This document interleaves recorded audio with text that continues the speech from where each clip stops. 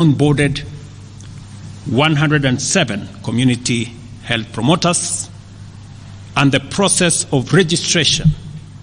for our social health insurance fund is ongoing, on its way to launch on the new date of 1st of October 2024 that will make it possible for every Kenyan to have a health insurance, and for those suffering from critical illnesses to have access to the critical illness fund, making it possible for every Kenyan to have access to treatment without the burden of having to fund it. On the measures I announced last week, barring state and public officers from engaging in harambes, I want to inform the country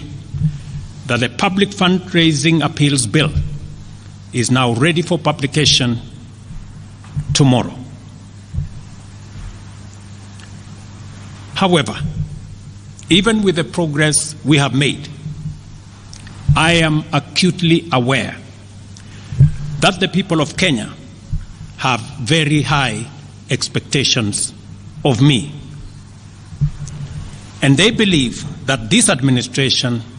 can undertake the most extensive transformation in our nation's history.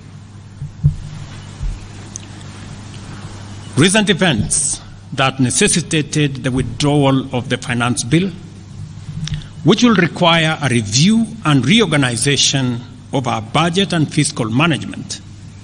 have brought us to an inflection point. Upon reflection, listening keenly to what the people of Kenya have said, and after a holistic appraisal of the performance of my cabinet and its achievements and challenges, I have today, in line with the powers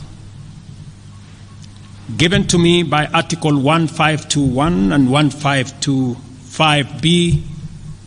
of the Constitution and Sections 12 of the Office of the Attorney General's Act, decided to dismiss with immediate effect all the Cabinet Secretaries and Attorney General of the Republic of Kenya, of the Cabinet of Kenya, except the Prime Cabinet Secretary and Cabinet Secretary for and Cabinet Secretary for Foreign Affairs and Diaspora Affairs. And of course, the Office of the Deputy President is not affected in any way. I will immediately engage in extensive consultations across different sectors and political formations and other Kenyans, both in public and private, with the aim of setting up a broad-based government that will assist me in accelerating and expediting the necessary, urgent, and irreversible implementation of the program that we have, including other radical measures and programs to deal with the burden of debt, to explore raising domestic resources and revenues,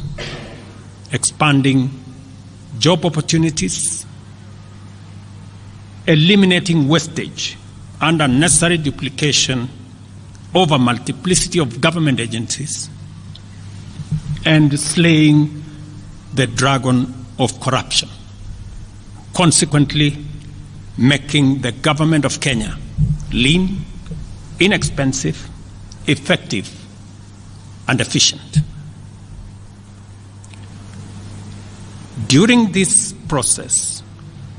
the operations of government will continue uninterrupted under the guidance of principal secretaries and other relevant officials. I will be announcing additional measures and steps in due course. Thank you very much, and God bless